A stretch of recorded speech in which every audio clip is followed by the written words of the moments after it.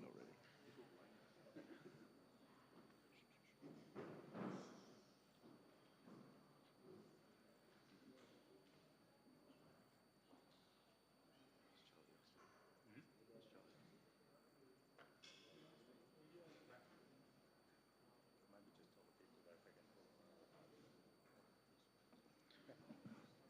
You can talk for another 5 minutes. We're just waiting for someone.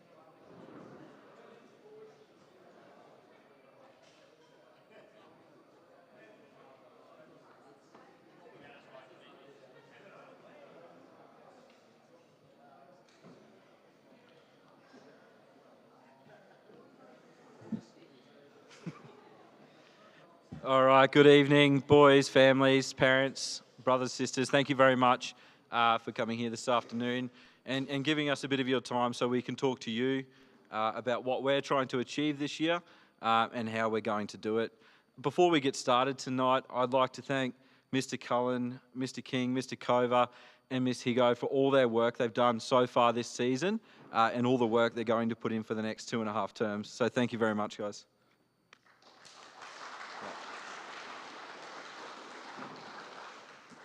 I'd like to invite Charlie Aston up to do the prayer.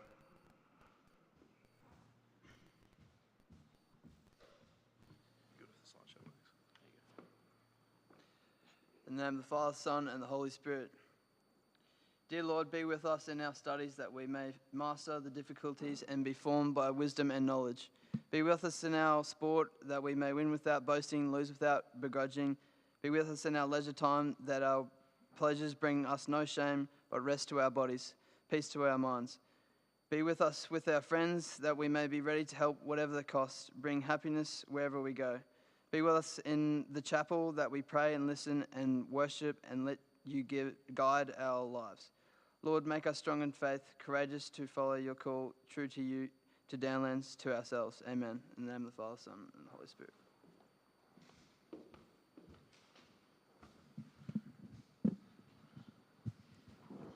See if this comes out, make it less leaning over. As I say, good evening. I'll go through the introduction first, and then I'll go through a bit of a season overview. And then we'll pass along the line. Everyone's got a different topic to talk about tonight. And thank you to those who are joining us on the live stream as well. To start off with tonight, what we're talking about is we're going to communicate our key dates and events for the year. We're going to talk about what's new this year. There's a few changes from previous years, so we'll let you know what's new throughout. And we'll communicate our team culture and expectations for the year, not only for our first 15, but also for those who are making second 15 and 16A teams. That culture, those expectations are the same, no matter what team you're in. So first of all, the who's who of Downlands Rugby. For those who don't know me, my name is Mr. Jordan Smith. I'm the head of sport here at Downlands College, and this year I'll be having the second 15. Our first 15 head coach, Mr. Cullen, give us a wave, sir. Our first 15 assistant coach, Mr. Cover. Our first 15 data analyst, Miss Maggie Pembroke, who isn't here tonight. And our 16A head coach, Mr. King. So the overview of our season. Those are some key dates for the next few weeks coming up, leading up to the beginning of term 2 and our first 15 Sydney Rugby Tour. So As you would know, next weekend we have our regional rugby championships in Rockhampton, which we had the trial matches for this afternoon. The 17th of March, which I believe is about end of week 8, we'll have our trial matches against Marist College Ashgrove, and that'll be our first 15 and second 15. Those squads the second 15 will include those 16s. So it'll be our top 2 squads to take away. And on the 20th of March, we have a first 15 trial, which will have an extended bench, and that'll be here against St. Lawrence's. Ballymore Cup, there's a little bit different with Ballymore Cup this year. Previous years, it has been at the end of term 1. You'll notice with those dates, it is actually the beginning of term 2. I will go through how that will work because, again, that's something that's going to be a little bit different this year. And we'll be taking our first 15, under 15s and under 13s away to that. And then our first 15 Sydney Rugby Tour, that'll be selected based on the trials, Rockhampton, Ballymore. We'll pick a first 15 squad of about 25 and we'll take them away to Sydney for 2 weeks, which would be great. So how does the first 15 squad work? We just wanted to make this pretty clear because it is different to what you may be used to and it is different to other teams. All right, so our first 15 students, each week, 15 students will be selected to be a part of that first 15 squad or first 15 team. The bench will be selected from students in either the second 15 or 16A squads. Again, these may depend on the day, especially once we get into term 3. We'll be watching those games and making decisions based on how kids play those days. It'll also be previous games and training sessions as well, just a combination of everything to make sure that we have our strongest 23. If it is a first 15 standalone game, which you'll see there is a couple throughout the year, we'll pick a squad of 23 players to take away for that. And there is also a couple opportunities to do a bit of additional travel, which we'll touch on later. And students not selected in the first 15 will either be selected in the second 15 or 16A squads. Everybody will be selected in a team. Everybody will get a game. All right, those 16s, there will likely be a 16Bs this year based on sign-ups. So everybody will be selected in a team at some point. So tour squads, again, they're a little bit different. So a tour squad of 23 will be selected for each tour/tournament that we participate in.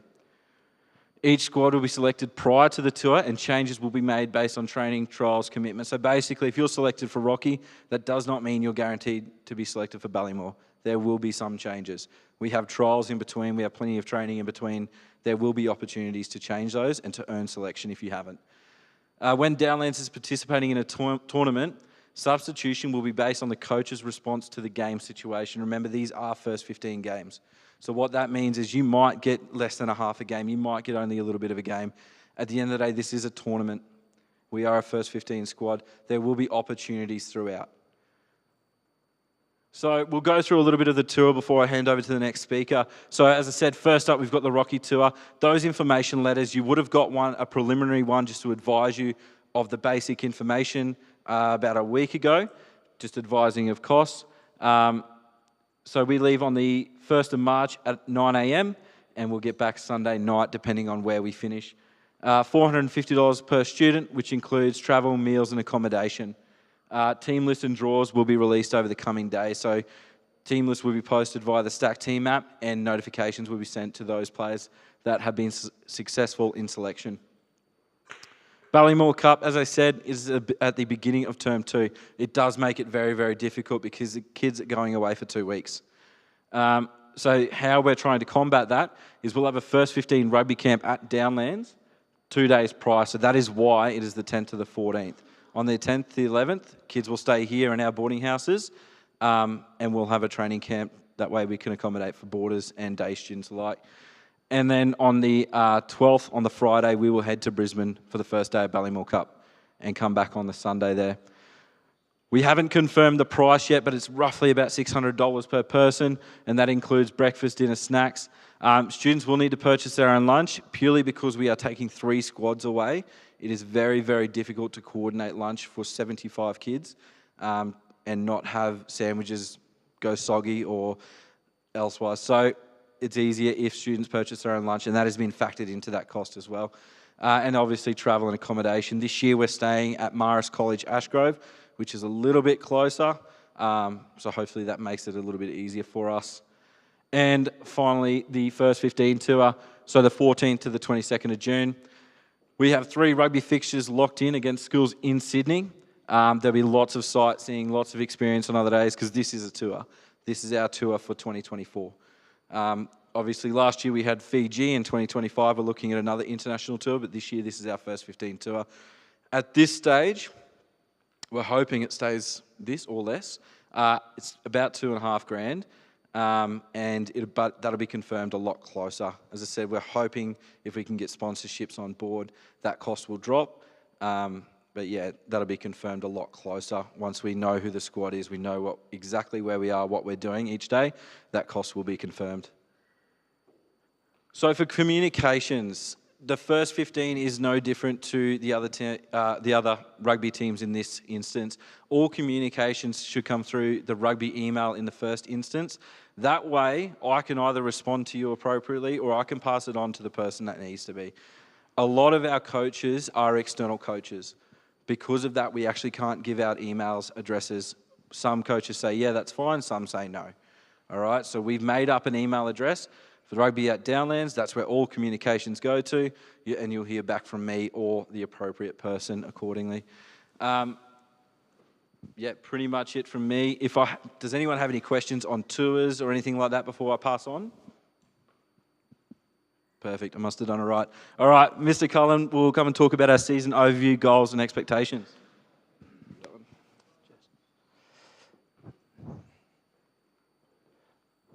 Good evening, ladies and gentlemen. My section, what I'm really going to talk about is just give you some key messages, which we delivered to the kids earlier in the season before we commenced our 2024 season. We're doing things a little bit differently this year. So, we talk a lot about culture. We talk a lot about expectation. And we talk about a lot of about the values that we teach in rugby.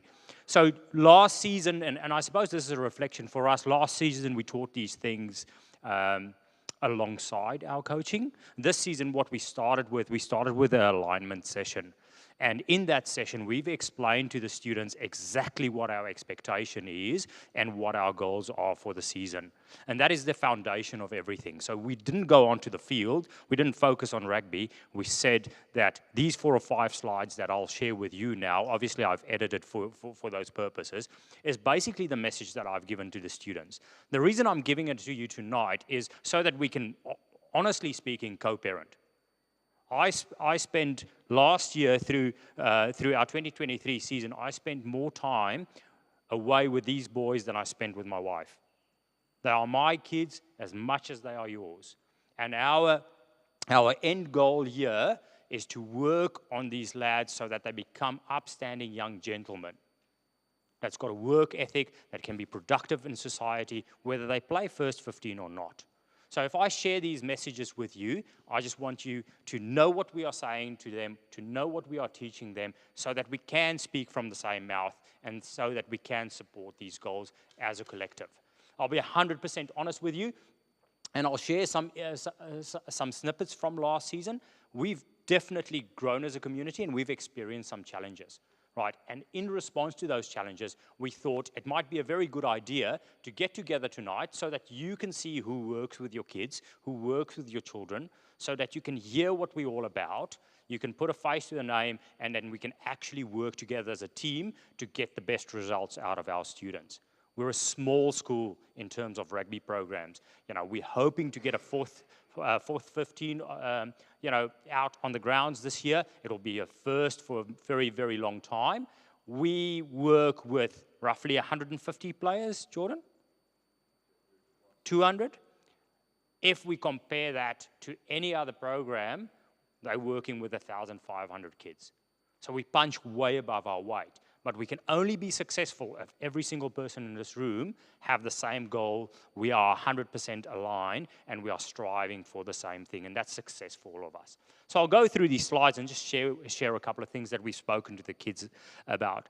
So when we talk about our team goals, and myself, Dan, Jordan, got together and we spoke about goals for the season. The two highlighted ones there are the most important for me. So all the other ones are big ticket items, and we'll talk through them at a little bit later stage. But first and foremost is to improve our team culture. That is the foundation. That is the cornerstone. If that falls into place, All of those other 4 goals will fall into place naturally. And I'll expand on that a little bit later. And the second massive goal for me this year is to improve our squad depth. Currently, we're working with plus minus 50 players at open level, all at various levels. So what generally happens is we've had a trial tonight. We'll select 23 to go to Rocky. So therefore, 27 players will be very unhappy. Generally, 10 of them will quit. We cannot afford that. And that's where I need your support, and we'll talk about that a little bit later. So those are my 2 main overarching goals for the season. And if you can support those, that'll be fantastic.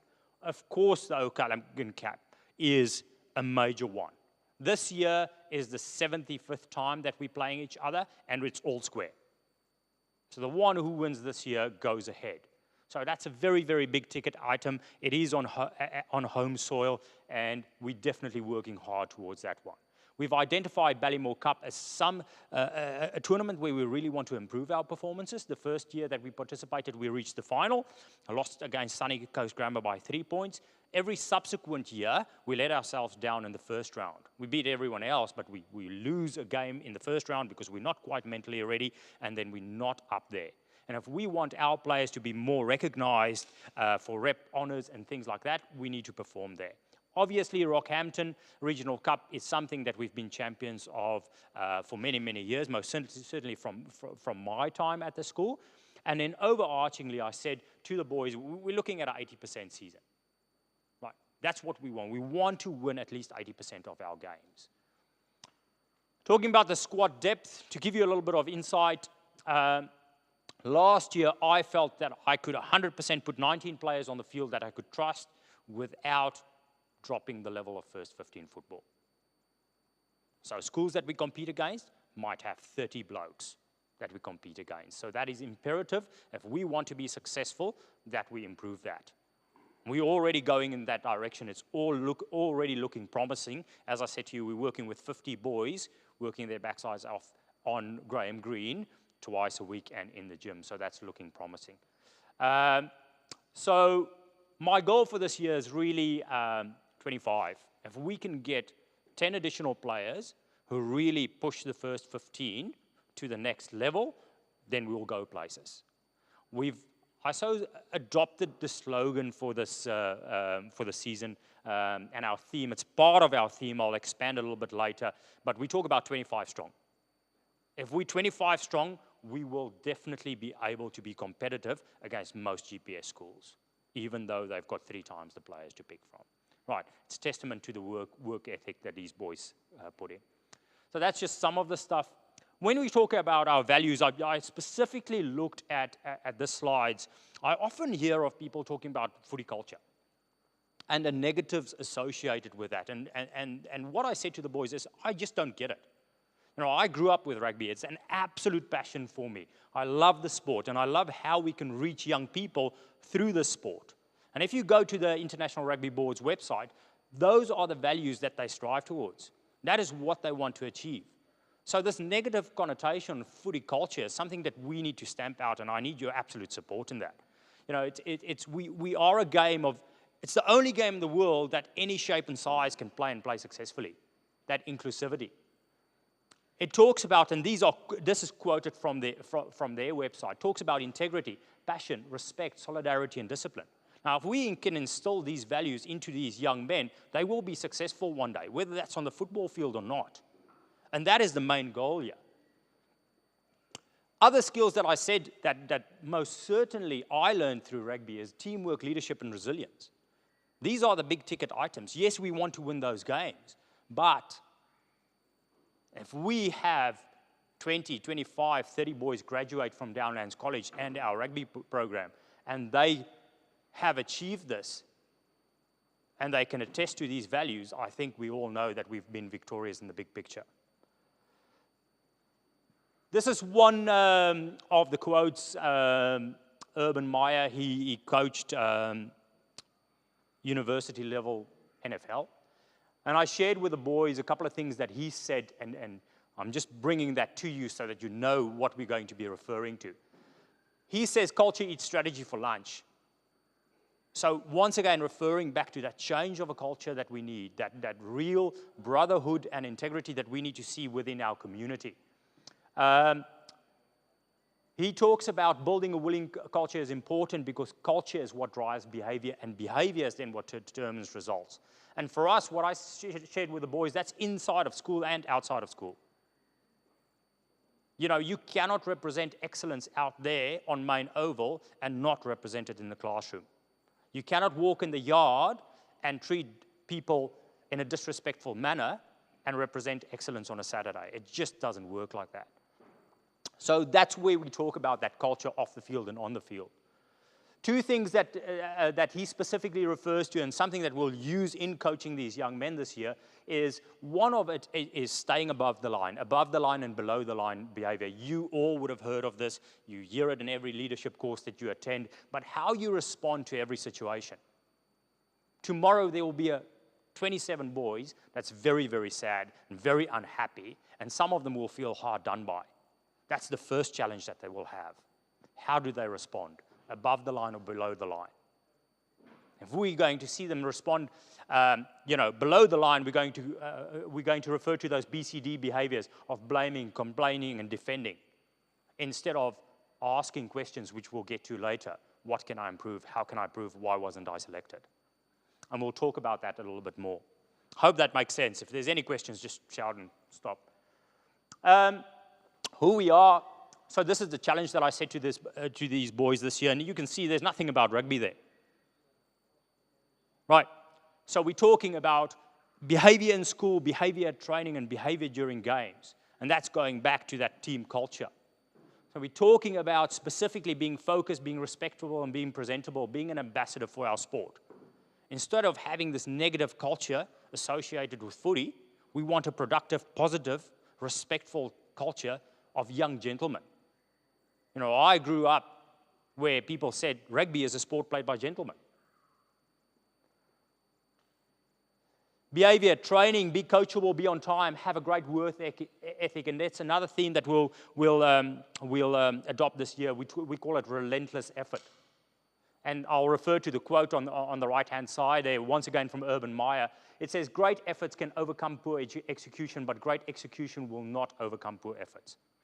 So we're just talking about that relentless effort, continuous, don't stop, don't stop, don't stop, at training and in games. We're asking these blokes to be courageous, to be tough, and to never quit. Now, if we can develop these skills in these young men, they'll be successful one day in whichever career that they've chosen. Selection policy, now this is the sticky item. I have chosen three very definite images, and I'll expand on them a little bit later. But when we talk about selection policy, we're going to look at individual culture first. You know, we're going to look at the behavior of the individuals and whether that individual can be trusted.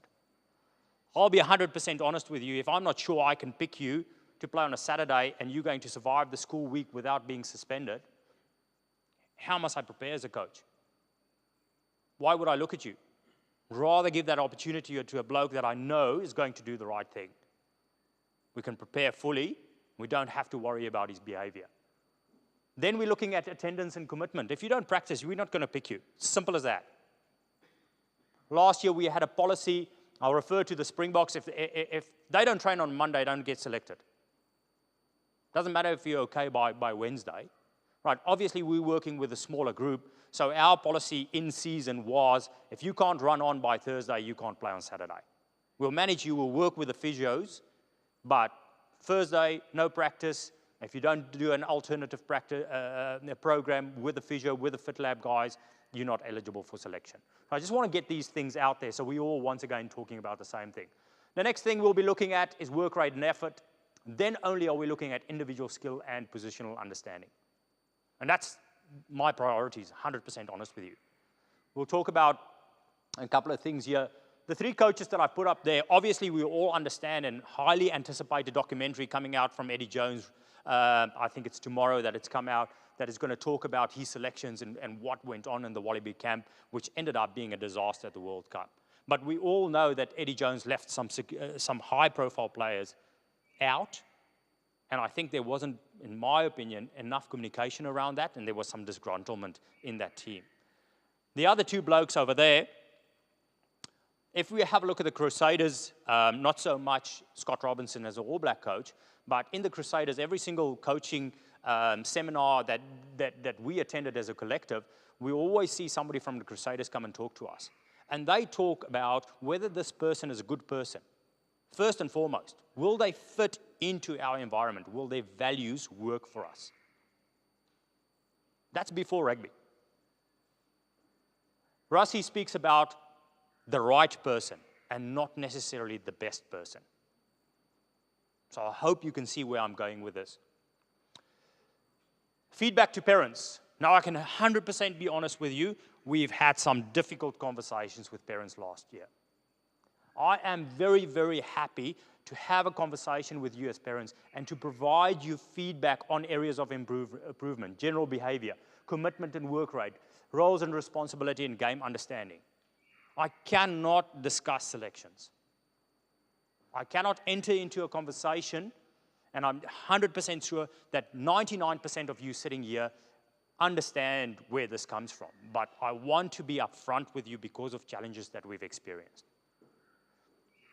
I cannot go and discuss a selection of another player. I cannot discuss another player with a parent. It's unfair. It's not equitable. Happy to talk about those four or 5 points over there. No problem at all. But I can't tell you that these two gentlemen over here, I'm picking Adam over Caden because of so and so and so. I can't do that. Right, some of our kids come from single family homes. Their parents are not next to the field. They've got to advocate for themselves. Some of our kids, their parents sitting in South Australia, in Adelaide, they're sitting in the NT. Parents aren't here. It's just not equitable. So I urge you as parents to have this young man stand up for himself. That's another skill set. I'd love to have a conversation with him in my office, talking through those points, why he was not selected. What are we doing in that? You know, next year, the majority of them are going to go into the workplace or into uni.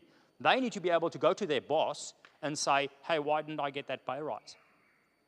What do I need to improve on? That's another skill set. Happy to talk to you, happy to talk to you and your son. But I'd advocate for your son to come and ask the hard questions, to have the hard conversation.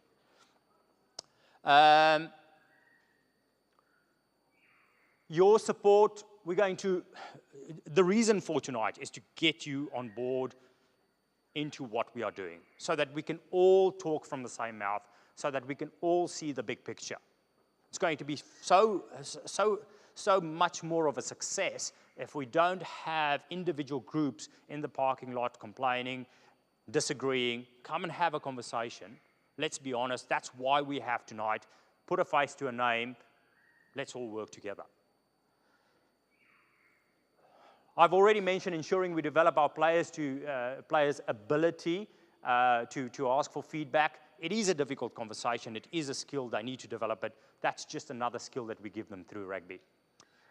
Questions that they can ask is, why am I not being selected? What areas do I need to address, and how do I fit into the bigger picture? It might be a combination thing. There might be nothing wrong with their skill level individually, but because of the balance of the loose trio or the center combination or the back three, you know, there might be issues there in terms of how we want to balance the side. What I'm asking you as parents is really to support our big picture, this team culture. We have to have improved competitiveness, and it can only come through improved culture. If we all have one goal, we all work together towards that one goal. And I'm not saying there's not going to be sticky points, and I'm not saying we're not willing to have those conversations. But if we all aim north and we work together, this will be a successful season for your son. Every year we see players quit because they don't get to run on to Grammar Day. Every year. Since I've been here, there's a player disgruntled, unhappy, didn't get to run on. If running on to Grammar Day is your ultimate goal as a player, you're in the wrong team. That's the cherry on top. That's reward for a season's worth of hard work. And if we don't get that, Every single one of them. I have had so many setbacks in my life, and I'm sure every one of your parents have had massive setbacks through their lives. It's about resilience, getting back on that horse and trying again. That's what we need to do. Yes, 27 of you will be disappointed. A further 8 will sit on the bench and maybe not get a run on. And that's part of life's knocks. And that's what we're learning here. Some reflections on last year. To me personally, it was a hell of a satisfying year. We got so close in winning that big game. People that we've spoken to, some of them called it the match for the ages. Some refer to it as the best schoolboy rugby game that they've seen in years. The reality is all of that is true, but we still came up short. And I believe 100% in my soul, the reason we still came up short is because we still had undermining behavior, individual egos, own individuals' aspirations to be in that team. So I'll undermine the guy in the team so I can get in the team, instead of working harder. Destructive individuals who white ant other players to get that step ahead. So these are the things, all those BCD behaviors that we need to stamp out, and I really ask your support in that. If we can get rid of this stuff, we'll have 50 blokes working their backsides off to be in that first 15, and we will have a better, healthier, productive program. That's probably my spiel. I just want to exit this PowerPoint, and I'll give you an overview of our calendar. Jordan has spoken to about some big ticket items, but I just want to show you what I've shared with the students. Now, I'm sure many of you have seen this, but I've developed this calendar. You can see there's morning sessions, there's afternoon sessions, and Sarah will add a little bit to this a little bit later on. I am by no means saying that this is set in stone. We're going to have to adapt this calendar as we go, because we've got to respond to their physical condition. We've got to respond to their fatigue. So we will adapt. But reasonably speaking, that's probably what you're looking at as a commitment for a first team player. They've got a year planner, so there's no excuses of not attending training. There's no excuses of, I've got a double booking. That's planned in advance. Okay, we've got lives as well, as I said to the players. It's like we go by this. Sometimes, 98% of the sessions I attend. I can only expect the same. So if you have a look through that, I'm not going to go through the detail, but that's pretty much what our season looks like. It gives you all the trainings for your reference. If we're looking at the pink ready section, that is the sessions that Dan and myself will handle. The greenish sessions is the ones that FitLab will handle. Blue is obviously game related. If you have a look commitment-wise, if we look in term 3, which is our busiest term, that's probably what a typical match week looks like. So on a Monday morning, the kids arrive at gym 6 o'clock. They have triage. The physio looks over them, diagnoses any injuries, and then books appointment for them. Those appointments are available at FitLab at a reduced cost. I think they cost $50 last week. So they will see 3 or 4 players, triage them, treat them at the same time at a significantly reduced cost on a Monday night, so that we can get them ready, training, and have a proper diagnosis. If they should be off their feet, we'll know that by Tuesday. Monday, we do a video analysis session. So that was part of last year. Mr. Koval will talk to you about what's new, but we brought in video cameras last year. A significant difference to our performance. The learning that the kids are showing with this technology, and the ones Dan will be speaking about later, is phenomenal. We'll do a video analysis, video breakdown. It's a pretty brutal, honest session. And then we do some conditioning. Tuesday afternoon is a really technical session where we split forwards, back, set piece related. We've reduced the number of sessions that we normally do, so we've combined gym and a contact session. So on a Wednesday afternoon, they'll go to a short, sharp gym session just to maintain strength, and then what we'll do is contact. That might be a rucking session, that might be tackle skills, defensive alignment, that sort of thing. And on a Thursday, we have match day prep.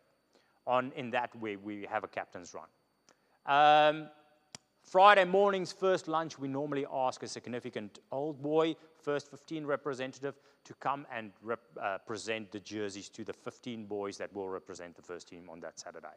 With that is normally, obviously a message of encouragement, but those values, that culture also gets driven through that, and a little bit of a mental preparation for the weekend. That's pretty much that planner. You should have a copy of that. You should have. If you don't, let me know via the rugby email, and we can share that with you. Just as I said, it's probably 99% accurate, but obviously there's going to be tweaks. But it's just so that you guys can do some pre-planning as well. And that's pretty much me. So thank you for your attention. If there's any questions, I'll hang around afterwards and we can catch up on an individual basis if you prefer that. If there's any wider questions that you feel the audience would benefit, welcome to ask. I'll just...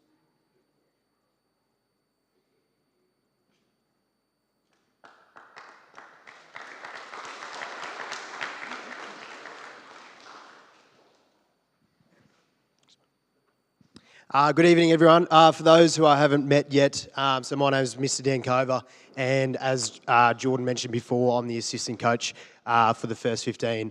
What I'm going to be speaking about tonight, just very briefly, is about two different programs that we've introduced to the first 15 this year. Both of those programs are used to monitor the progress and the performance of our boys. So first one, just to go through, is our GPS trackers, and I know Dom sort of just mentioned this very briefly before. The purpose of our GPS trackers, these were introduced in term 4 last year. I know a few boys had a bit of a trial run with these during the sevens comp throughout term 4. So basically the purpose for using the GPS trackers, so just the first stop point there is to track the statistics of the boys. If you just look on the right-hand side there's an image there. There are 17 different metrics that we can monitor and look at through those GPS trackers. On the next slide, I'm going to go through, or you'll be able to see those 17 different metrics there. Also being able to monitor performances. So these are able to be used both at trainings and for games as well.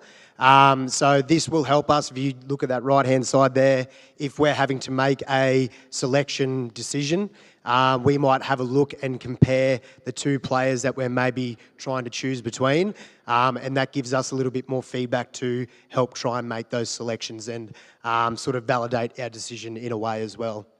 As well as that, it also provides player feedback, so individual player feedback for our boys as well. So the way it works, they will have like a GPS tracker on their bib. They can then hook them up to their phones or sync them to their phones, so that they have actually got all history and record of all the times that they have used the GPS trackers, so they can have a look at their own individual results, and they might be able to compare that to previous weeks. From when they use the tracker. So basically, they can get feedback for themselves with those GPS trackers. It also allows us as the coaches, as well as the Fit Lab blokes as well, to monitor the training loads. So if we notice maybe at training that their intensity is starting to drop off, it might indicate that they're maybe fatigued, could be the end of the term, could be exams going on. So that sort of tells us, or even if it's mid-season, that tells us that we might need to drop back the load that the boys are going through trainings, or even drop a session or something like that. So it actually provides us with a bit of feedback as coaches too, to see how they're going. Just the last point there about the Red Squad members are currently the ones who are using them. So it's a bit of an incentive to those boys who are in that Red Squad, that top squad at the moment. So they are the ones that are accessing and using those GPS trackers at the moment. So just on this slide here, so as I mentioned before about the 17 different metrics that are available for feedback for both the boys and for the coaches as well. So the main ones there that we're probably sort of looking at, if we're looking from left to right, so for the volume, probably looking mainly at total distance. If we're then looking at speed, probably number of sprints are the ones that are probably going to stand out for us.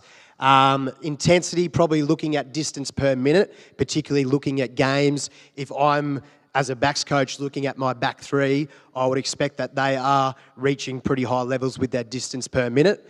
Stress is the last one there that I'm just going to talk about briefly, and that's the impacts. So especially if we're looking at someone playing in the forwards in particular, if we're possibly trying to choose between two players in the same position, then we might just see how many impacts they're getting per game or how many impacts they're getting per training session. So pretty much the Fit Lab blokes, as well as the First 15 analyst, Miss Pembroke, will be looking through that, and they'll be able to sort of decipher through those bits of information and then report that back to Dom and myself. Last thing that I'm just going to speak about this evening is the Team Builder app. So obviously the boys are pretty much all over this now. So this was introduced in term 4 last year also. So the Team Builder app is used in the gym, and this is pretty much used by the Fit Lab blokes, Lewis and Blake. So basically it's used for all strength and conditioning sessions. So the way it works, the Fit Lab blokes upload the program for the boys to access for that training session. And then from there, the boys can insert their weights and their reps, so the Fit Lab blokes can sort of monitor how they are going with that as well. It's also a great tool to use for holiday training as well. So if we're going in from the end of this term, going into term 2, we can monitor what boys are still training over the holidays and which aren't as well. So it sort of keeps them accountable as well, so we can see who is still working during that time. It also monitors performance and progress as well. And the last one there, it sort of is able to monitor their training load and intensity. So the Fit Lab blokes, if they can see that if they are maybe dropping off in their load, if they're not lifting as much as they were maybe the week before, that's probably telling us that there's too much training going on as well. So that's pretty much it for those two. Was there any questions with any of those 2 programs that I just spoke about? Yeah.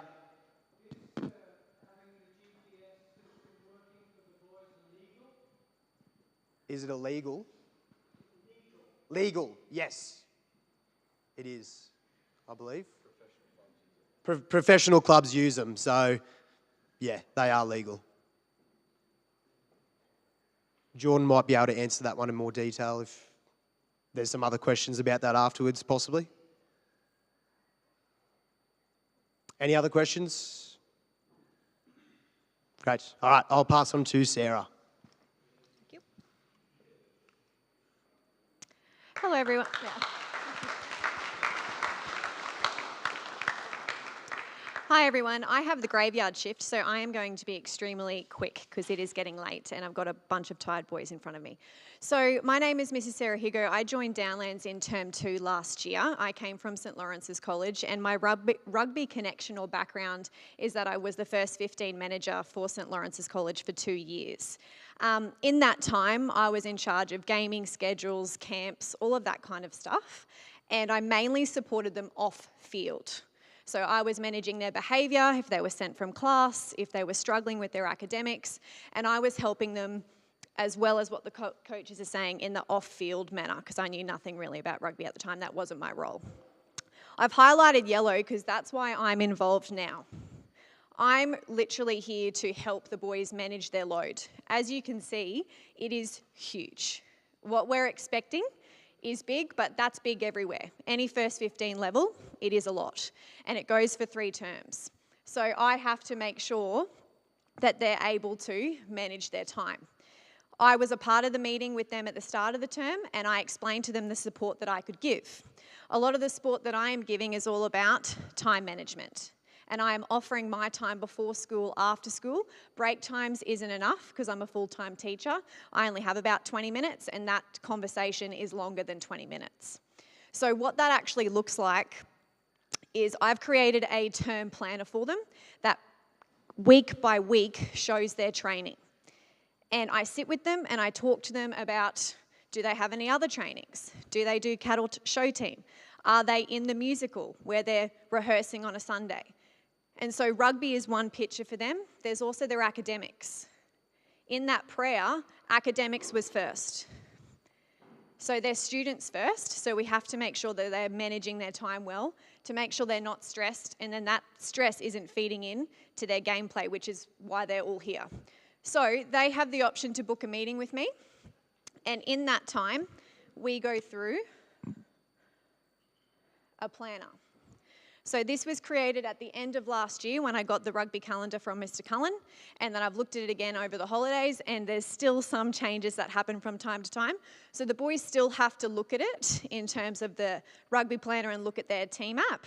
But as you can see, it's broken up per week for the whole term. It's got all of their trainings in, preloaded. What a finished one can look like is this. They can see when their subjects are. This was not a Downlands student out of privacy for the 3 players that I've already met with. I didn't want to put their planners up. But this was a boy that I worked with at Laurie's. He was in year 12 at the time. He had his trainings in, and then he broke up his study times. The average teenage brain cannot focus for longer, wholeheartedly focus longer than 30 minutes. If they've just trained for 2 hours, that's even harder, plus a school day on top of that. So it's important that they're thinking about what subjects they're going to be studying in that time. So for that young bloke, what we said at after South's training, for half an hour he'd do SOR, and then another half an hour he'd do his English introduction. Some days were a write-off, and he knew that. He knew that day's huge. I don't get home till 8. It's just not happening. I need to find time to do my math study in the morning. Oh, I can't do it Thursday morning, I've got gym. So I physically make them think about what they have on every single day to plan for that. They pretty soon will have their assessment blocks. The year 11s already have them. They have their assessment planned. 7 through to 12, that's coming through to students and families ASAP. I'm pretty sure we got the final version today. I'll be sitting with them and making them put that in due date order from start to finish. So they can see in one snapshot what they've got on, what's due first, second, where their time needs to go. So that is what, that's why I'm here. That's what I'm offering. I've sat with, as I said, 3 students already. And if I have sat with the student, the parent is contacted. So the student and the parent will receive the planner, so we're all on the same page. And I also then email the coaches with all of the stuff I learn, just so they're aware of what's going on as well. So it's more of a whole picture is what I'm offering. From here, it's player-led. I'm not chasing them. They're nearly adults. If they want the help, they've got my email. They've had it since week 2. So that's it from me. If you want to talk to me more about that, more than happy. That's it.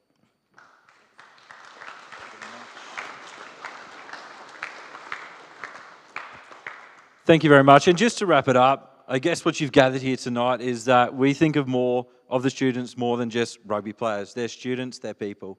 Everything we're doing, everything we're putting in is to look after these boys as people.